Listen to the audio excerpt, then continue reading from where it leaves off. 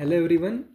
हम अगत तंत्र इस सब्जेक्ट का मदात्य यह रोग देखने जा रहे हैं, जिसके मैंने ऑलरेडी एक वीडियो बना चुका हूँ, जिसके अंदर मैंने मद एवं मध्य ये क्या होता है, इसकी परिभाषा, निरुक्ति, इसके लक्षण क्या होते हैं, इनकी 3 अवस्थाएं कैसी कैसी होती है, अवस्थाओं के लक्षण क्या होते हैं, वो सब कुछ मैंने एक्सप्लेन किया था। मैंने उस वीडियो में आपको बताया था कि मैं इसका सेकंड वीडियो बनाऊंगा सेपरेटली मदात्य रोग के लिए। तो वो अवस्थाएं थी और ये रोग है, मतलब अधिक मात्रा में अगर हमने मद का सेवन किया है तो इसके कारण हमें मदात्य रोग होगा।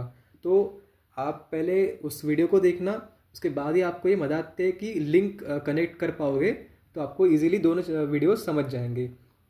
तो मदात्य ये चैप्टर स्टार्ट करने के पहले मैं आपसे रिक्वेस्ट करूंगा कि प्लीज़ हमारा चैनल सब्सक्राइब करें और बेल आइकन को प्रेस करें। तो स्टार्ट करते हैं मदात्य रोग यानी अल्कोहलिज्म। इसे मॉडर्न में अल्कोहलिज्म से कंपेयर किया है। तो उसी परिभाषा देखते हुए स्टार्ट करते हैं कि मद्य की अतियोग से उत्पन्न रोग को मदात्य कहते हैं। मतलब मद्य के अतियोग से उत्पन्न, मतलब मद्य अगर हम ज़्यादा मात्रा में सेवन करेंगे तो उसका अगर वारंवार रोज रोज रोज रोज सेवन करने से उसका अतियोग हो जाएगा। उसके कारण क्या होगा, मदात्य रोग उत्पन्न हो जाएगा।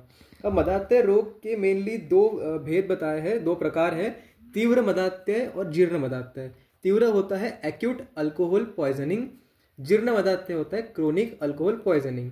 तीव्र मदात्य का इजीली हम समझ सकते हैं कि अगर किसी ने पहली बार ही किसी ने अल्कोहल का कंजम्पशन किया है, अल्कोहल को पिया है, तो ये अक्यूट अल्कोहल पॉइजनिंग होगा, मतलब तीव्र मदात्य होगा। तो इसमें क्या होगा, एक बार ही अधिक मात्रा में सेवन कर लिया तो इसके लक्षण जो है वो अकस्मात और उग्र रूप के प्रकट होंगे। उसके बाद जो है जीर्ण मदात्य है, तो ये जो व्यक्ति रोज रोज मद्य का सेवन करता है उसे जीर्ण मदात्य होता है, क्योंकि ये क्रोनिक है। तो इसमें क्या होगा, स्लोली एक्ट करेगा, लेकिन मनोदैहिक तंत्र को बहुत ज्यादा अफेक्ट करेगा, मतलब मन को और देह दोनों को भी अफेक्ट करेगा और आखिरी में उसकी मृत्यु हो जाएगी। तो ये हो गए मेनली 2 उसके प्रकार, तीव्र और जीर्ण, एक्यूट एंड क्रोनिक। अब मदात्य के पर्याय मेनली एक ही बताया कि पानात्यय। पानात्यय मतलब मदात्य होता है। अब दोषानुसार मदात्य के भेद। अब मदात्य के मेनली 4 भेद बताए गए हैं, वातज, पित्तज, कफज और सन्निपातज। आपने ये भी देखा होगा कि मैक्सिमम जो डिसीजेस है, व्याधियां है, उनकी कॉमनली 4 ही भेद होते हैं, वातज, पित्तज, कफज, सन्निपातज। तो ऐसे भी इसका मदात्य का भी वातज, पित्तज, कफज एंड सन्निपातज है। तो इनके जो लक्षण है वो हम पहले 2 इसमें विभक्त करते हैं, सामान्य लक्षण क्या होंगे और दोषानुसार लक्षण क्या होंगे। तो पहले है सामान्य लक्षण क्या होंगे। तो सामान्य लक्षण ऐसे है कि शरीर में पीड़ा होगी, मतलब मदात्य रोग होने के बाद। अब ये हम मद्य सेवन के बाद क्या होगा ये नहीं बता रहे, ये मद्य सेवन के बाद वाला मैं ऑलरेडी फर्स्ट वीडियो में बता चुका हूं। अब ये मद्य सेवन के पश्चात अब आपको एग्जैक्ट कंफर्म हो गया कि आपको मदात्य रोग हो गया है, किसी व्यक्ति को अल्कोहलिज्म ये डिसीज फॉर्म हो गई है, तो उसके बॉडी में क्या लक्षण उत्पन्न होंगे वो है ये। तो ये है कि शरीर में पीड़ा होगी, मतलब बॉडी में पूरी तरह से पेन होगा। इंद्रिया विषय ग्रहण में असमर्थ, मतलब आंखों से कानों से प्रॉपरली सुनाई न देना, दिखाई न देना, ये सारे काम हो गए। अपने हाथ पैर की जो वॉलंटरी मूवमेंट्स है वो प्रॉपरली कर नहीं पाएगा। हृदय में व्यथा होगी, मतलब उसका हृदय हमेशा शोभ युक्त होगा, उसे हमेशा निराशा रहेगी, हमेशा कभी वो खुश नहीं होगा, प्रसन्न नहीं रहेगा। रिल्लास होगा, रिल्लास मतलब उसे बार बार सलाइवेशन होगा, ऐसा लगा कि नॉशियस फीलिंग हो रही है, वोमिटिंग जैसा लग रहा है, क्योंकि उसका लीवर ऑलरेडी आपको पता है कि अल्कोहल पीने से मेनली लीवर अफेक्ट होता है, लीवर की डिसीजेस होती है, लीवर कमजोर हो जाता है, इसलिए उसे जो सारे डाइजेशन से रिलेटेड डिसीजेस है वो ज्यादा उत्पन्न होगी। तो रिल्लास होगा। अरुचि मतलब मतलब उसको खाना खाने की इच्छा नहीं होगी। तृष्णा मतलब उसे प्यास बहुत लगेगी, जंबा आएगी, शरीर में थकावट एवं कंपन। तो क्या होगा, अब उसको अल्कोहल कंज्यूमशन के कारण मदात्य रोग हो गया है, तो अब उसका अरुचि होगी, मतलब क्या, उसको भूख नहीं लगेगी, तो वो खाना कम खाएगा। खाना कम खाएगा तो सातों धातुओं की पुष्टि नहीं होगी। अब पुष्टि नहीं हुई तो फिर एनर्जी कैसे रहेगी, इसलिए उसे थकावट होगी। और ऑब्वियसली अगर कोई भी रस, रक्त, मांस, मेद आदि धातुएं बन ही नहीं रही है प्रॉपरली, तो ऑब्वियसली उसकी एनर्जी लॉस होगी, एनर्जी रहेगी ही नहीं, उसके अंदर पोटेंसी नहीं रहेगी कोई काम करने की। थोड़ा सा काम करेगा तो थक जाएगा, इसलिए उसे कंपन वगैरह भी होगा। अब काश, श्वास, हिक्का, मतलब उसका मेनली ओज ही खत्म हो गया है, तो उसको बार बार सर्दी, खांसी, बुखार होते रहेगा, हिचकियाँ आएगी, अतिसार होगा, छर्दी होगी, मतलब वमन होगा, उल्टियाँ आएगी, ये सारे डिसीज हो गए।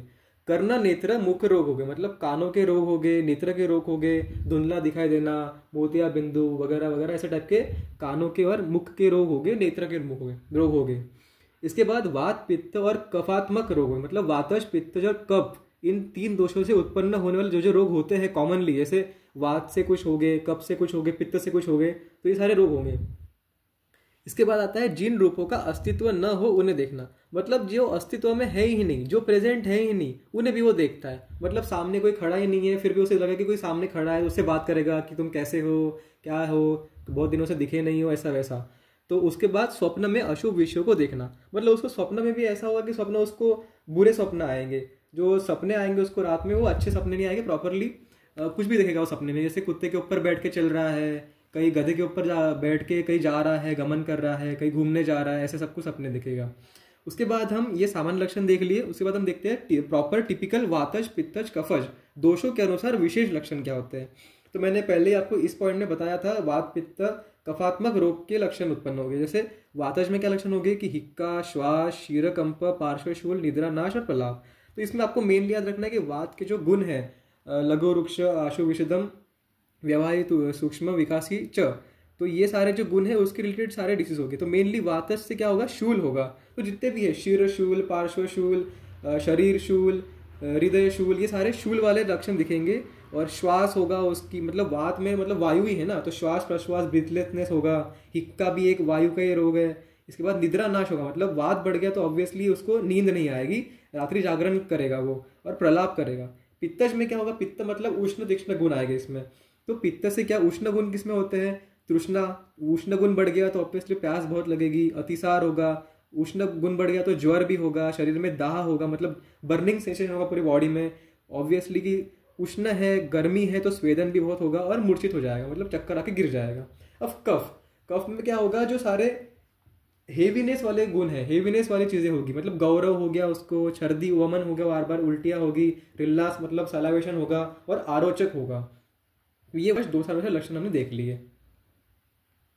अब हम देखते हैं मध्य अतिरेक से उत्पन्न होने वाले अन्य रोग कौन से होते हैं। मतलब मध्य अतिरेक, अतिरेक का अर्थ होता है कि एक्सेसिव मात्रा में अगर हमने मद्य का सेवन कर लिया तो उसके अतिरेक हो जाने से, मतलब बाउंड्री क्रॉस हो जाने से क्या होगा, तो इसमें 2 मेनली रोग होंगे, ध्वंसक और विक्षय।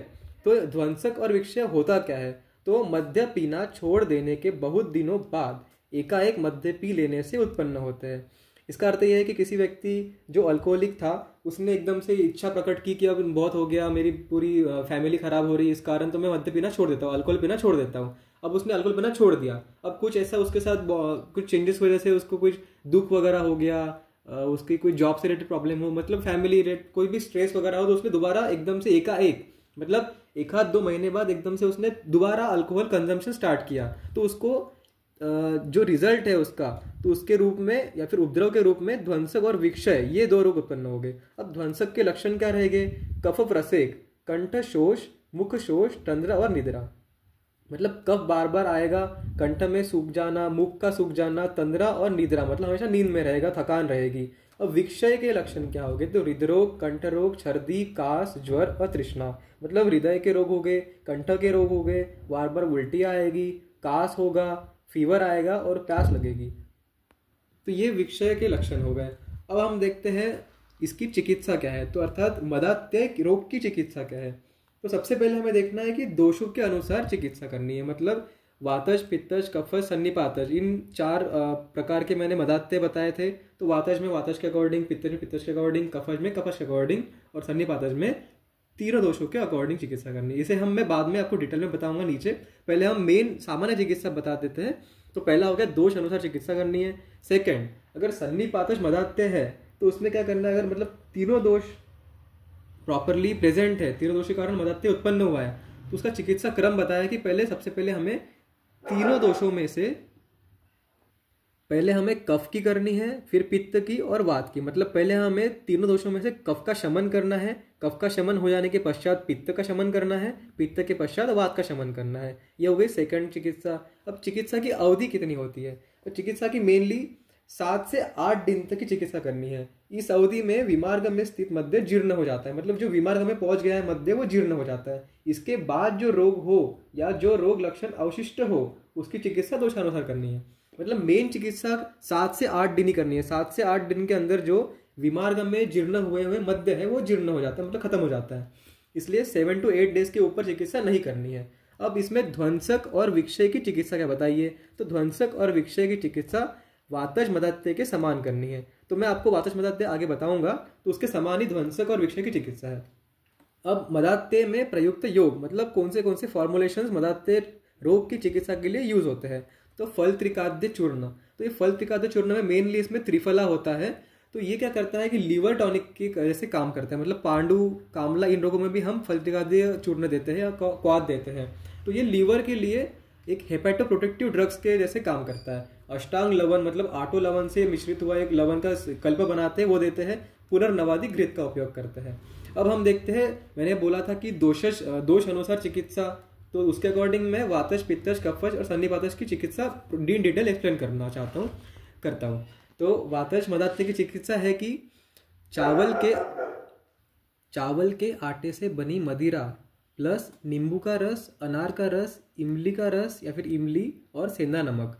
इसमें हमें मेनली खट्टी चीज़ें लेनी है, मतलब जो मद्य है जिसको मदात्य हो गया है उसको अम्ल रस युक्त या फिर अम्ल रस युक्त मदिरा या फिर घटक द्रव्य को मिश्रित कर देना है, ताकि जैसे बताया गया ऑलरेडी बताया है कि मद्य को ही मद्य मारता है, मतलब जो अल्कोहलिक है उसे अल्कोहल दे के ही हम ट्रीट कर सकते हैं। इसलिए इसमें सारी, और मद्य में क्या मेनली अम्ल रस प्रदान होता है मद्य, इसलिए इसमें सारी खट्टी चीज़ें देनी है। तो नींबू का रस, अनार रस, इमली और सेंधा नमक और चावल के आटे से बनी मदिरा, इन सबको मिक्स करके उसे पान करवाना है। सेकंड आ गया पित्तज मदात्य की चिकित्सा। मद्य के अंदर खजूर, मुनक्का, दाड़िम का स्वरस और शर्करा, इन सबको मिक्स करके या फिर इंडिविजुअली मद्य के साथ खजूर, मद्य के साथ मुनक्का, मद्य के साथ दाड़िम स्वरस मिक्स करके देना है। और अब आया कफज मदात्य। तो कफज मदात्य में सबसे पहले हमें क्या करना है, वमन करवाना है उस पेशेंट का और लंघन करवाना है, अर्थात उपवास करवाना है।